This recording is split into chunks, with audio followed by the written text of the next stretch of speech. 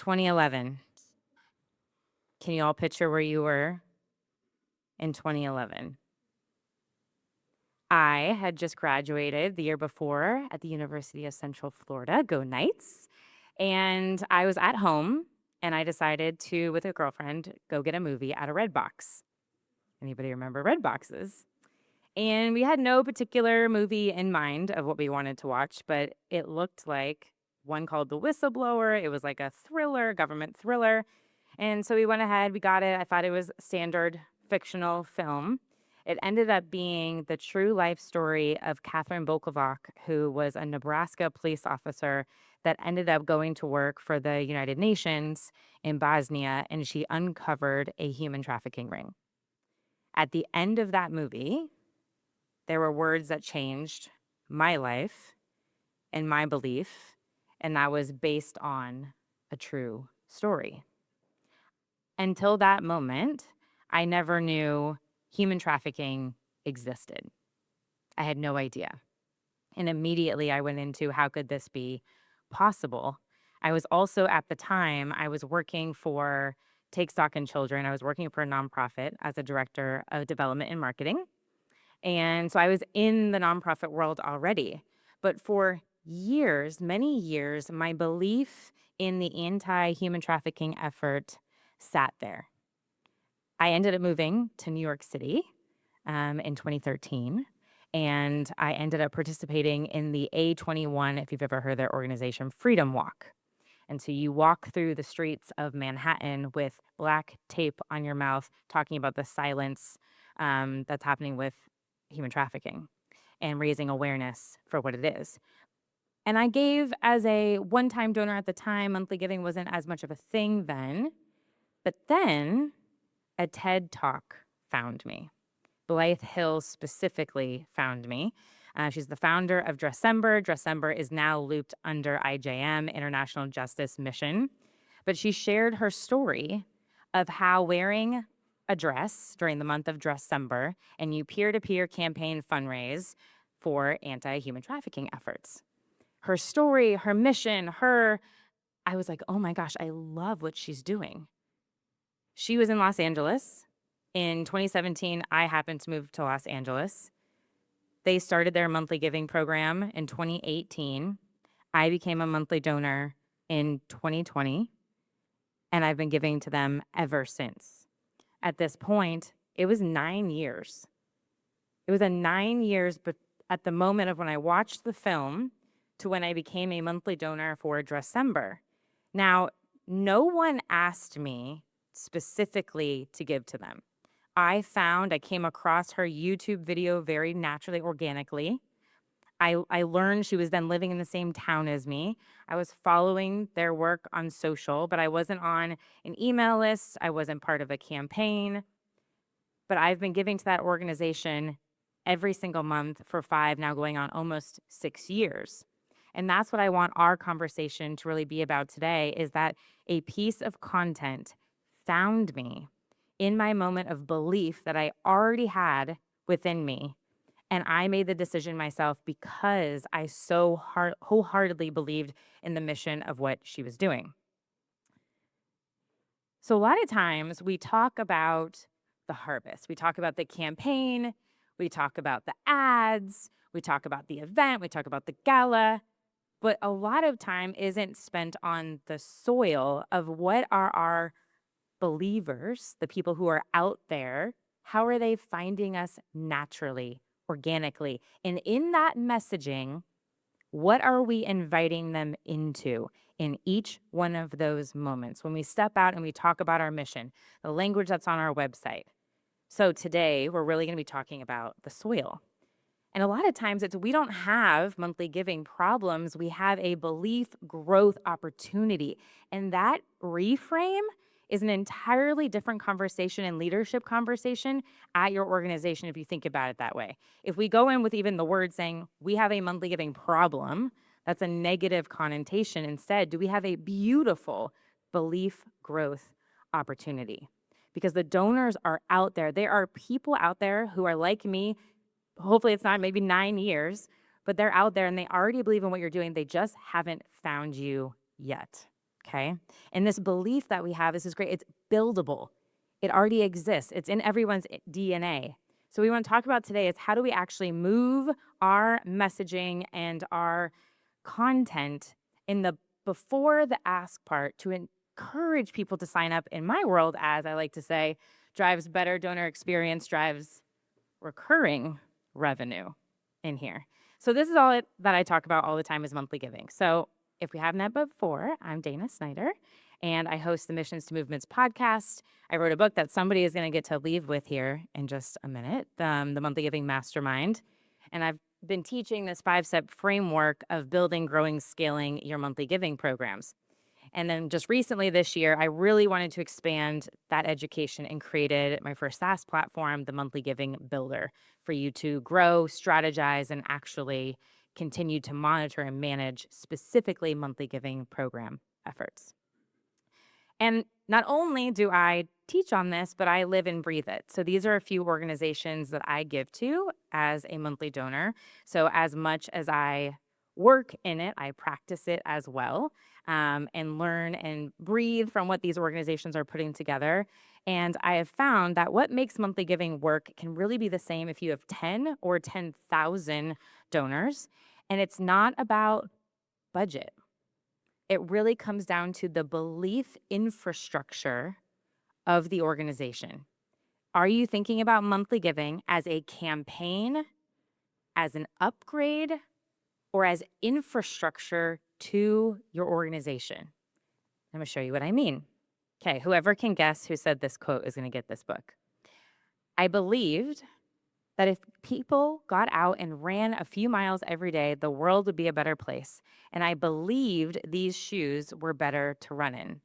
People sensing my belief wanted some of that belief for themselves. First person to yell it out, who said this quote? No. It's about shoes. Hey, there you go, Phil Knight. Phil Knight said this quote. I've been loving reading Shoe Dog. If no one's read his book, Shoe Dog, it's pretty fascinating. He was puzzled when he first started selling track shoes that they were selling so well because he was a horrible salesman. He couldn't sell, he tried selling encyclopedias first. He was trying to sell mutual funds. He was like, gosh, why is selling shoes so different from me? And Phil Knight, the difference was he was a track star runner. He loved in his core what he was doing and believed in it so much because he wasn't selling anything. He wasn't trying to convince this group of believers. And he realized this core fundamental difference, that belief is irresistible.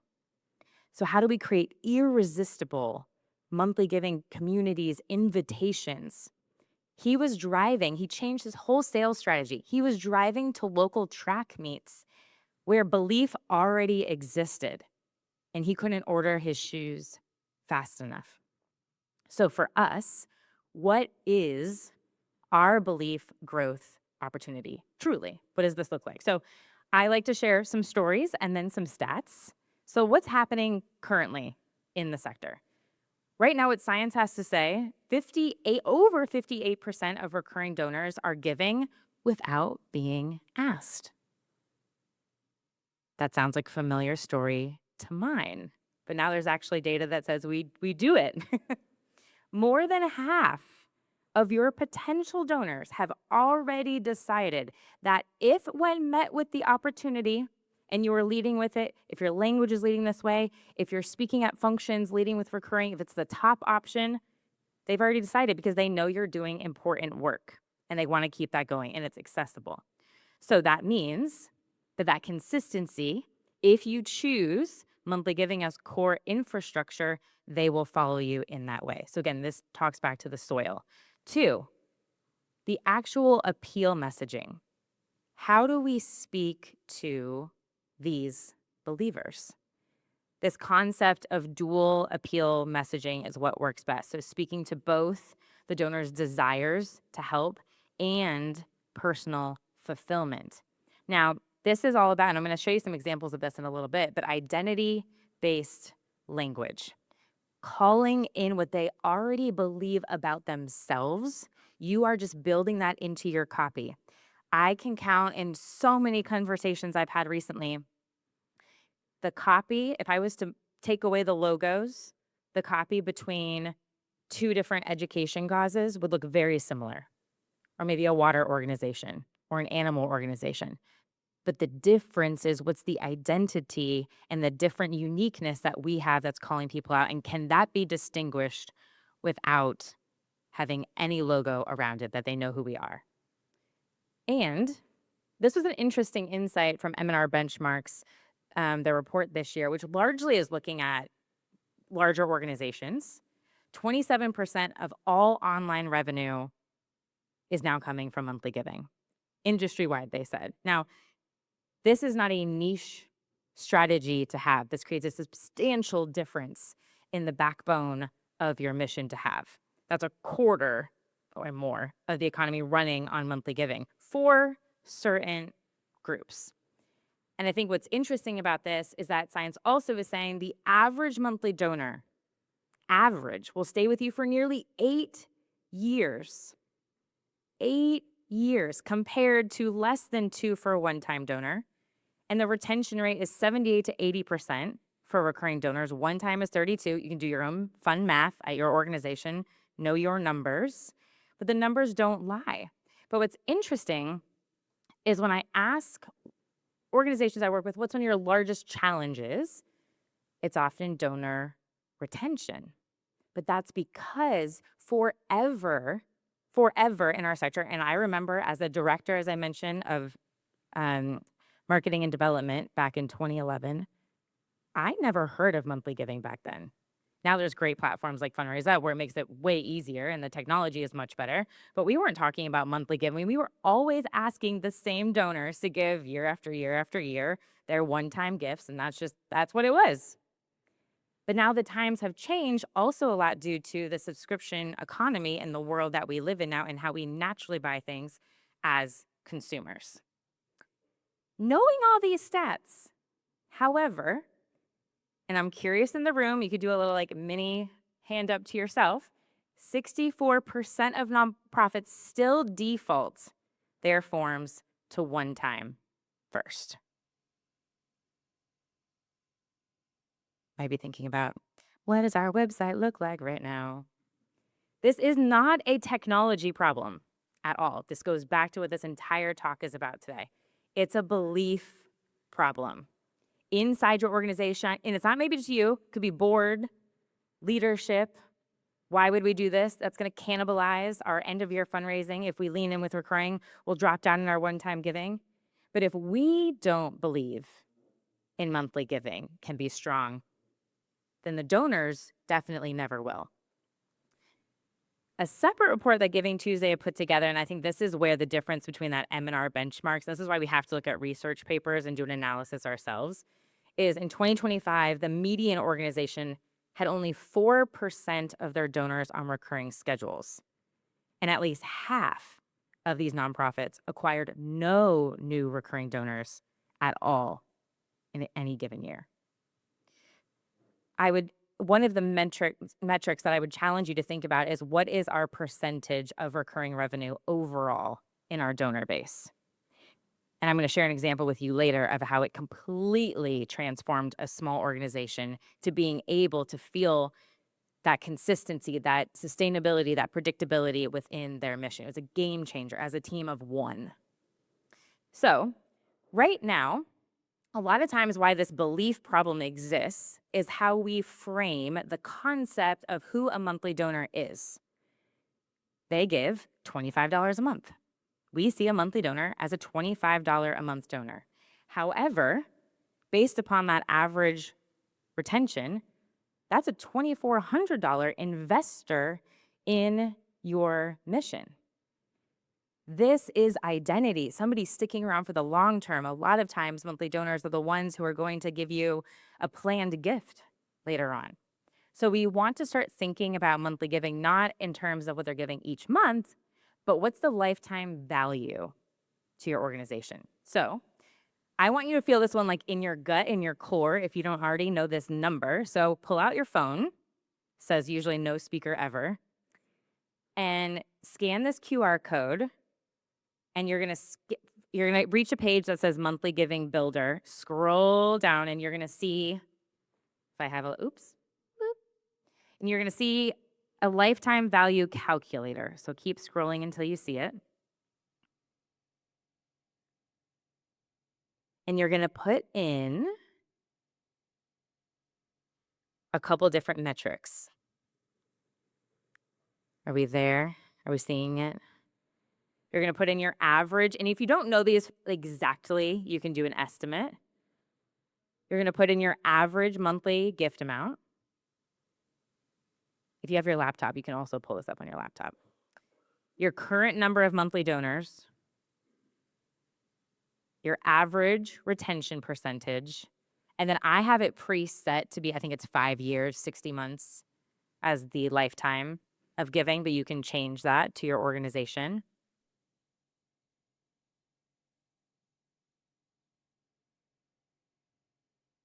And let me know what populates.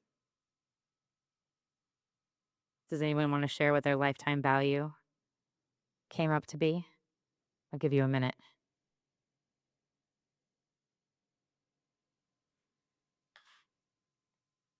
I did a webinar recently, and somebody told me their lifetime value was $12,000. $12,000 was the average lifetime value of a monthly donor. When you think about $12,000, that's a very different perception than $25 a month.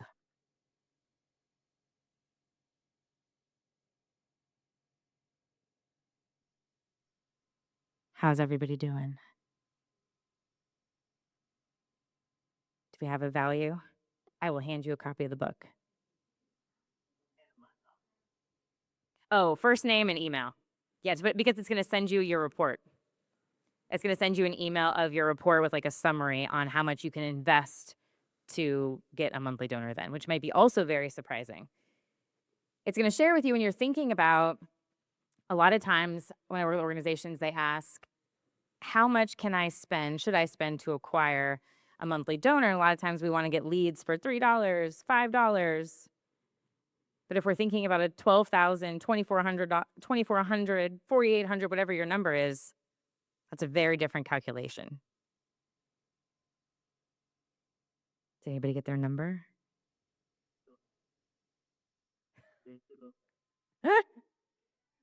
What's my number? Yeah.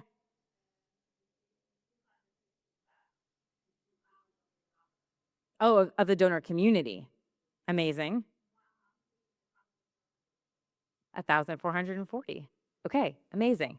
Provides perspective, right? When we think about our lifetime value.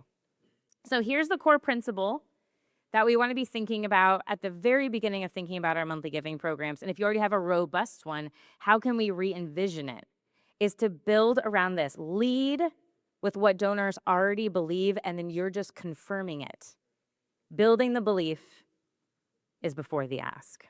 Okay, we're confirming it. Your job is to find out who has these shared beliefs and meet them with your mission. You are the opportunity for them to feel fulfilled in this role, which is therefore creating a beautiful donor experience.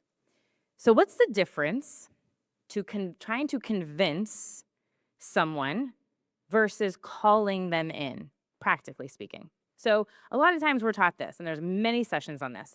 Tell a good story. How many times have you been told to tell a good story? A lot. A million. How many times have you been told we need a spokesperson? We need a thought leader. We need somebody visible out there talking about our work? Probably a lot. Visibility. We must be visible. We must be in the Wall Street Journal, the New York Times, or whatever outlet. Like, we must be visible. We must be in these big places to draw in all the people to our work. The best kept secret. Yes, I remember hearing that all the time at my organization too. What if we reframed it? Ingredient number one is it's good stories, but with clarity. It's specific, it's bold, it's written for one person, not everyone. How specific, how clear are the stories right now? Does your spokesperson, ingredient number two, have their own self-belief that this is possible? because you cannot call in what you cannot embody. It's been interesting to me in this journey of when I really see an organization succeed in this work, there's a different energy. And I know that's not something that you can calculate, but there's a different energy that's embodied when people are just like, I want to be part of the movement of what they're doing. That is so powerful. And that is energy. We naturally want to be part of a winning team, about part of somebody that's doing something amazing and super cool and different. How do we build that? And then 3, random visibility is noise. You could decide to take out an ad somewhere or be published in some space, but if that's not where your core believers are and what they're reading, then it really doesn't matter. How can you find values-aligned visibility opportunities? Because that is a magnet. It might be that you need to be featured in a trade publication that has teeny tiny audience or be on this very, very niche podcast. Example of this, an organization I've worked with, they were on a podcast that was so dialed in to their core audience. They got off that podcast, 2,500 new monthly donors came within a day and a half. 2,500 new monthly donors from a podcast appearance because they found their believers. And neuroscience agrees with us. So if anyone's aware of Chirian Koshi, he's brilliant. He wrote Neurogiving book. And why it matters is if what we are asking, if in our language, if in our emails, if in our website, if it requires mental effort, this might sound funny, but donors disengage. Think about how many times just naturally we're busy people. You really have the greatest intention to do something, but if it requires, if mental capacity, if it's too difficult, we're going to lose people. He literally states, if an appeal is too complex or demands a lot of mental effort, some donors will disengage or postpone their generosity decision. So I want you to think about your own digital experience. And this is something to like pull up website, especially on mobile. There are so many times it's hard to find the donate button on a mobile phone. Every extra second that a donor has to think, am I on the right page? Is this the right form? Is this what I meant to sign up for? The photo from the email doesn't match the photo in the form.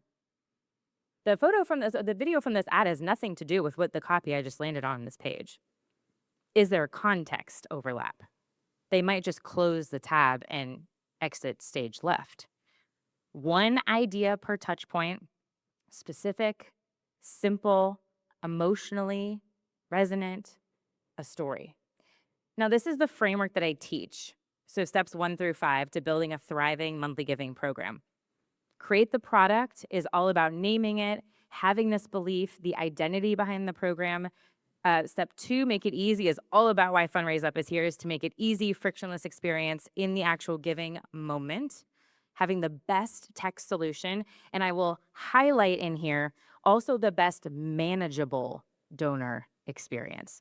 If your donors, what I'm not sharing in here right now in this presentation is also around, because it's post-GIF after the ask, is what happens after is just as important as what happens before. If the donor cannot feel in control, that I can manage, I can pause my gift easily, that's another friction moment. Step 3 is call on the believers. This is about the language, the messaging, the partners that you're working with, that you're having these conversations with, and this is constantly evolving and changing. Everything happens 1, 2, 3 before you're making a single dollar ask. Most of the times we switch right to make the ask. We go right into how can we generate revenue. And then share constant joy and gratitude is all about retention. How can we make sure they are truly having the best donor experience and building these believers and having them stay with us? So here's what this means for your strategy. By the time you make the ask, based on this data, based on science, 58% have already decided. The ask isn't actually doing heavy lifting. A lot of it, the soil does. All of that work beforehand, I've really, truly usually made my gut decision. And then there are amazing factors of upgrades.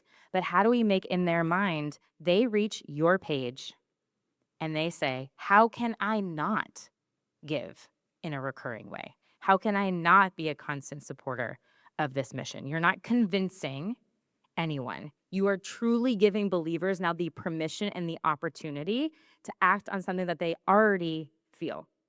So, a reframe again is that awareness building is core infrastructure. Awareness is a marketing budget line, right?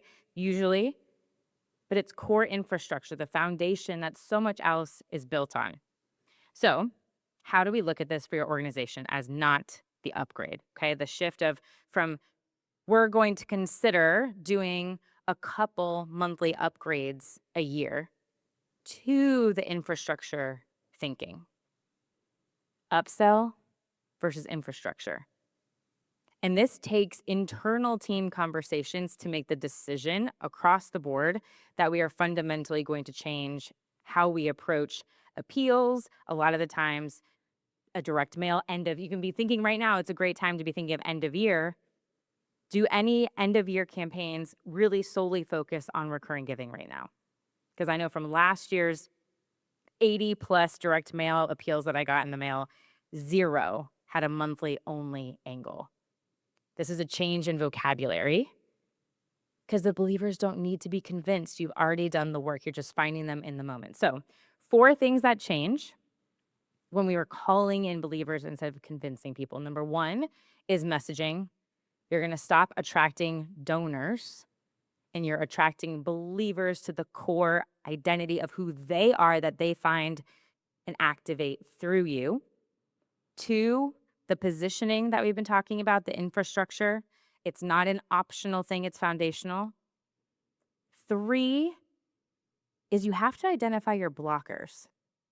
Every organization has them. I have worked with small nonprofit teams of volunteers only or 1 to large enterprise organizations, and there are always blockers towards going and scaling to the next step. What are those? What stops you from having a recurring first approach? And for your goals, and this has been one of my new favorites, is 10x. 10xing your goals.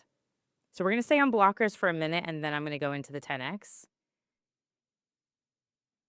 This is a very real reality that might be frustrating for some people. You might be like, I believe in everything you're saying, but my leadership team are the ones that have the blockers.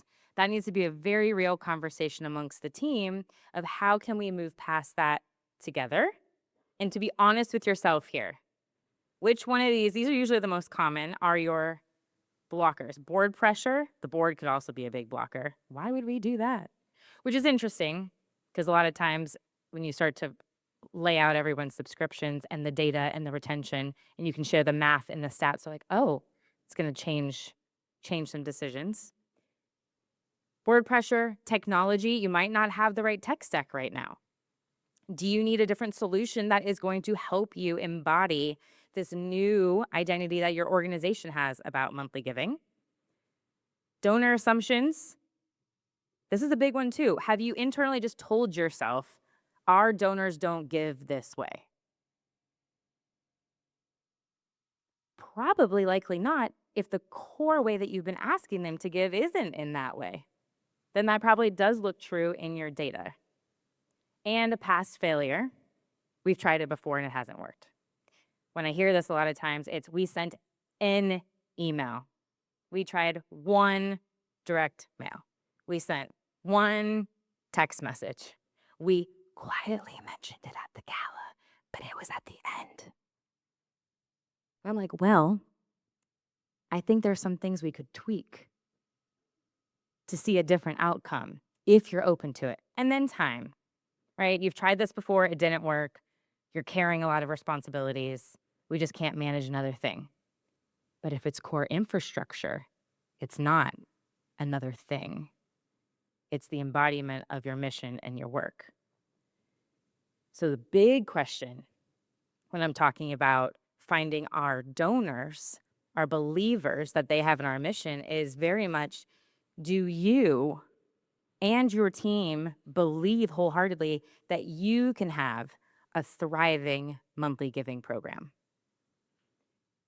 Your team, you need to believe this before anything actually changes on the outside.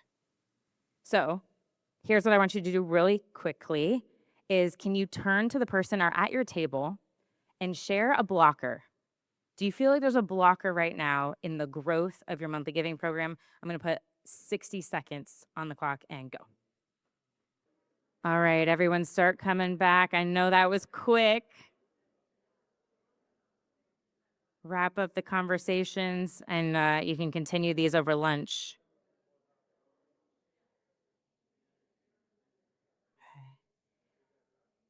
Has anyone ever read this book, 10x is easier than 2x? One. Okay, must add to your read list.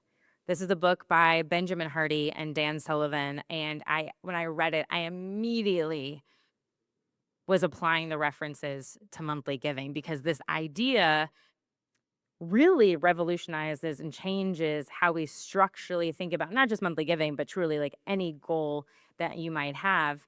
And the core thesis is a little shocking to our space because we technically don't think about goals in this way usually.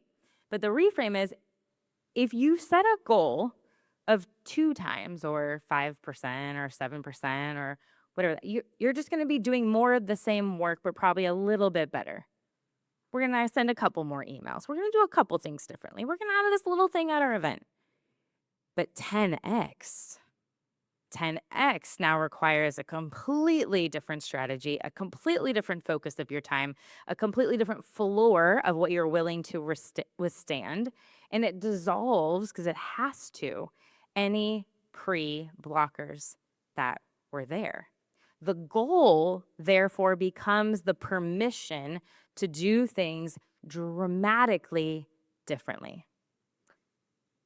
10x goal.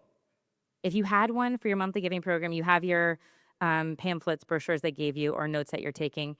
If you had a 10x goal for your monthly giving program, what would it be right now? Let's write it down.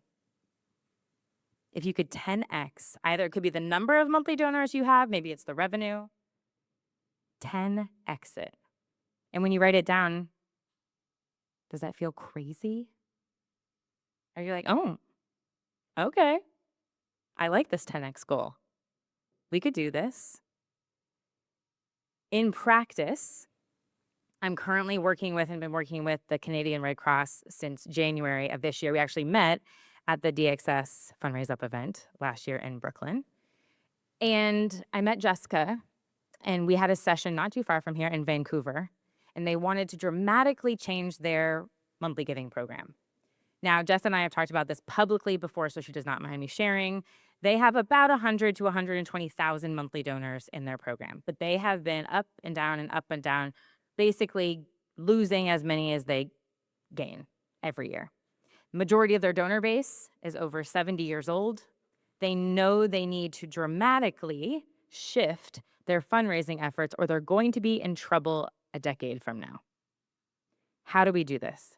So we sat around and did an intensive together, and I went through the process of this 10x goal and how we set it. Their goal that we set at that meeting is to have 1 million monthly donors by 2030. You have to set a specific time frame, 10x the goal, and then we set, what are we going to do 30 days from now, 60 days from now, and 90 days from now to make that become possible. First thing was going to leadership. So she went to our CDO, presented what we put together, loved it. I want you to present this to the CEO, loved it. We have your back. We need to change the team. We need to change what your job is and what you are personally in charge of. We need a complete rebrand of our program. We're going to need to spend differently in acquisition. We're going to need to rethink retention. We're meeting up together in a couple weeks back in Vancouver to do another intensive about retention and dramatically changing it. Once you give yourself permission to think about, we are trying to find the believers that are going to fuel our missions, everything can change. And when I tell you, it's one of the most exciting projects people I've worked with, and their team is so energized and excited, and they're part of the transformation, and it's completely reinvigorated the mission, and that is energy. The energy that their believers out there are going to want to be part of what they're putting together. So with the time left, we're going to do a really quick by yourself fast fire audit, 5 questions. And then I'm going to share with you a more intensive one and we're going to review it together. But this is just kind of quick fire. This is a pre-gift experience, okay? What I'm going to share with you is an example that's on here right now. So earlier this year, I helped build Tony Robbins' monthly giving program called The Next Meal. It's part of the 100 Billion Meals Challenge. As you can see, we're using Fundraise up. The copy is what I want you to look at. Some people wait for the world to change. You're part of what changes it. Everything on this page, if you went to 100billionmeals.com, is copy that is speaking to the core identity of who we knew Tony's audience was. They're action takers, they're go-getters, they're challenging the status quo. So we wanted all of that language to embody who they are. So when we went out with this, immediately people wanted to be part of this philanthropic effort that he has. Okay, here's your quick audit, thinking about your website. If a stranger visited your homepage, and just write these down on a piece of paper, for 90 seconds, would they walk away with a clear emotional understanding of what you stand for? Yes, maybe, or no? You can write down Y, N, maybe. These are going to be quick. Number 2, is monthly giving the primary, most natural way to support your mission from the very first touch point on your page? Yes, it's our lead opportunity. Partially, it's an option. Or C, no, one time is our default.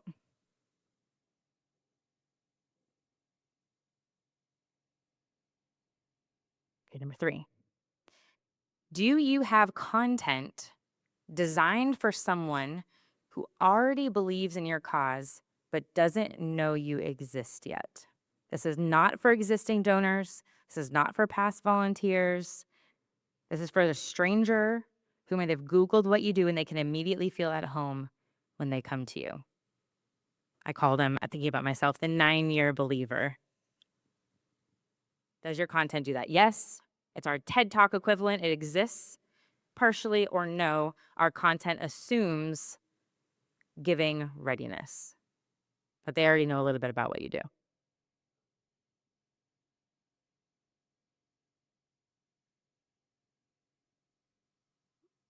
Went too fast.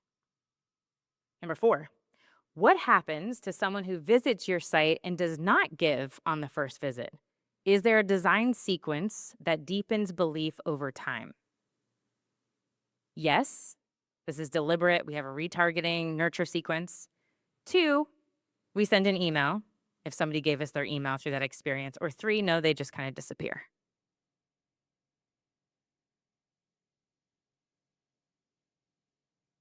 I told you these were quick. Okay, last one.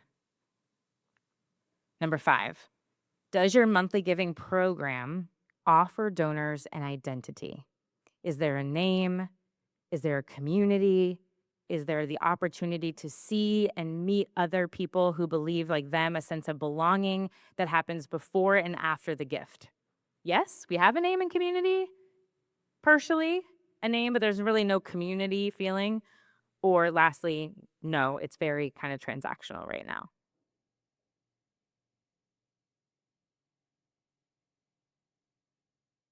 So how do we fix this?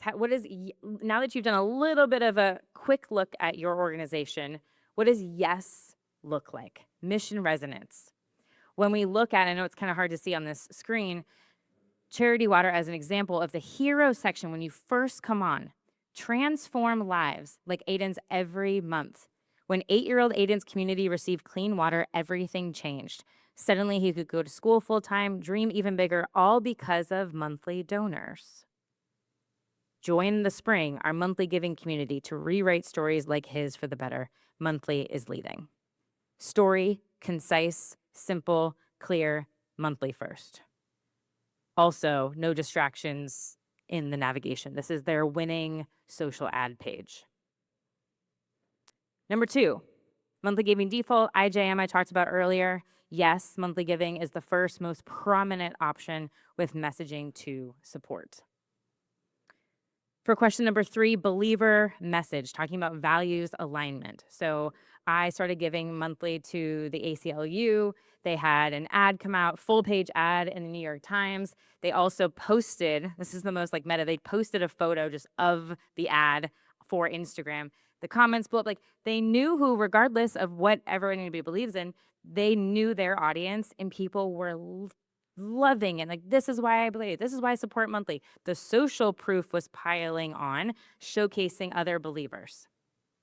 And the search is happening, but a lot of times they're not landing. So because of what's happening with AI and AEO, SEO, something that's changing is that nonprofit brand names rise. It says about, I think, 19%. And organic traffic has fallen. Okay, so people are searching for organizations like yours, but AI is often answering before they get to you.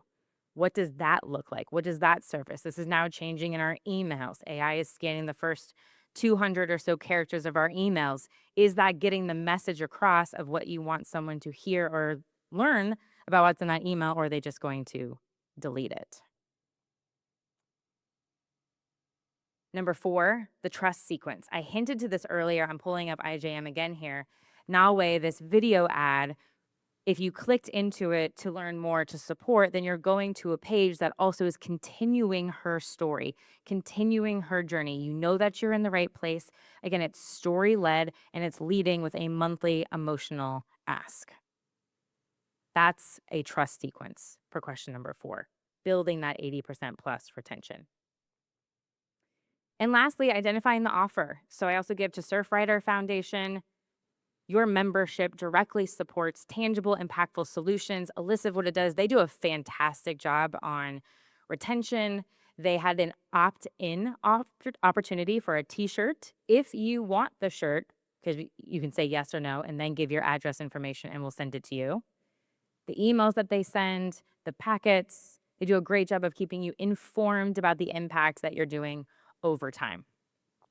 So the identity is really important. Okay, and we have some time for this, and then I'll wrap up with a couple of examples. So this is a longer audit. This is about 25 questions, but answer them as quickly and honestly as you can. If you scan this, it's going to open up a page where it's broken down, the 5 steps I was talking about. And then we're going to be able to see as a room how we did. All right, everybody come back to the front. So we don't have the screen to switch, but that's okay. I'm just going to share a little bit about what came up in the results. So I thought what was really interesting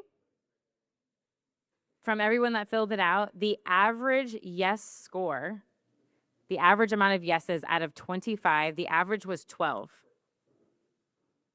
The average was 12. The top gap section across the board, which I'm so glad that you all are here, is Call in the Believer section, was number 3. The top gaps, have you identified at least 3 partners or advocates who can amplify your monthly giving program? Currently, everyone said no. Is monthly giving treated as the flagship product, not just a checkout option? 71% of you said no. Do you use impact per month language? 71% again said no. Okay, the rest of these are 71%. Do you have social proof, so testimonials, donor spotlights from current monthly donors? 71% no. Does your website clearly articulate and explain what monthly giving makes possible that one-time gifts cannot? 71% said no. It's a really good, clear, hopefully helpful way, and you'll receive an email with these results that you can go back and share it with different members of your team to identify where do we really need to focus. Because part of the hurdle sometimes when I went back to blockers is time. And when there's endless things to do, it can seem like everything has to be done. But if we can try and focus in back to that 10x goal, if you are choosing a 10x goal, it is making you focus. It makes you become crystal clear on the things that you actually need to focus on that are going to get you there and the things that are not. And a lot of that starts with delegation of our time. Where are we spending our time? What are we individually focused on? So what this looks like in practicality all together before and after. Heroes for Children, smaller organization. The top is what their website used to look like, completely rebranded it, redid all the copy, moved over to Fundraise Up. We rebranded everything. We rewrote everything to lead with. We talked about who have been your existing monthly donors in the past. We're learning about who the believers are. Who are they? Why did they give? We did some research and analysis. We named their monthly giving community, and we made it a priority ask in all of their communication. Okay, so we did this during a day and a half intensive together of work. Now, with these 5 changes over 1 year, drum roll. I love it. May of 2025, they had 15 monthly donors, less than $1,000 in MRR. This year, May, $7,000 in monthly recurring revenue. Their average gift is $74 a month, which is incredible. Their retention rate is at 94%, and now recurring giving is 25.2% of their donation revenue. 1 year. Foundational focuses. For a small organization, yes, snaps, claps, that's right. This is a massive difference for them. This is a completely different way to be able to manage the organization. This is what's possible. Roots Ethiopia, 236 monthly donors. Their retention rate since 2012 is just about at that 80% rate. Their recurring giving year to date of total giving is 68%. 68% of their donations come in a recurring capacity. As a small shop, this is a game changer and honestly just a breath that she gets to take. It's not bumps throughout the year. It's cadence, and then there's little peaks when she does bigger campaigns. When we're talking about partnerships, this just happened, so I have fresh data to share with you on this. We talked about in our coaching call, where am I invisible that we should be seen? There was an event recently close by to her in Minnesota. Ethiopian is her audience. 40,000 people are going to be there. Never been before. She signed up for a booth. Rallied her board members to come and volunteer and be there. Over 8 days, we put together an email subscriber plan. She realized after, and I was like, you're going to have to be nimble because when you're at events like this, things change a lot and you're going to understand what the dynamic is. People wanted to give cash. So one, she had the Fundraise Up tap to pay, which she utilized, but a lot of people wanted to give cash. So she created a cash box. We got almost $1,000 in just cash. Monthly donors. She got new monthly donors at this event. And the best part, I'm going to have to get up close to this, is this photo that she took, a LinkedIn post. Now, again, she got 73 applauses, 24 comments, reshares. Megan Wright, she's the executive director. I've been writing handwritten thank you notes to donors for years. I believe then what I believe now. The most important thing you can do for someone who gives to your cause is make them feel seen. I didn't expect that lesson to show up at a soccer festival in Minnesota. Tonight, during a live stream of the opening ceremony, someone commented, "What booth are you at?" I answered, and then I kept filming. A few minutes later, a young man walked into our tent wearing a Roots Ethiopia t-shirt. He had ordered it from our store 2 years ago. I had never met him. He came to the United States from Ethiopia 3 years ago, and somehow he found us. He reads our newsletter. He loves our Friday photos. He made his first ever donation tonight right there at the booth. I don't know his full story yet, but I know he felt connected enough to walk across the festival to find us. It was a highlight moment for me. He's the future of Roots Ethiopia, a 23-year-old student with a passion for doing good in the world. I am so glad we are part of his vision. This is why we're here. Being present matters. Answering that comment in real time in the middle of a live stream, in the middle of a festival. It turned a Friday photo, which is an email, into a hug. How cool. Values aligned partnership, being visible, at an event where it matters, finding a believer who's been a believer of them for years, wearing the swag, turning into a donor. So right now, while we were sitting in this room, there is someone who is scrolling on the internet that's going to come along and find you, watching a video, searching for something. Are they going to be met with the energy and the excitement that comes when you call in a believer instead of trying to convince a donor to give to you? How and where do you want to show up? So go find your believers. Thank you, guys.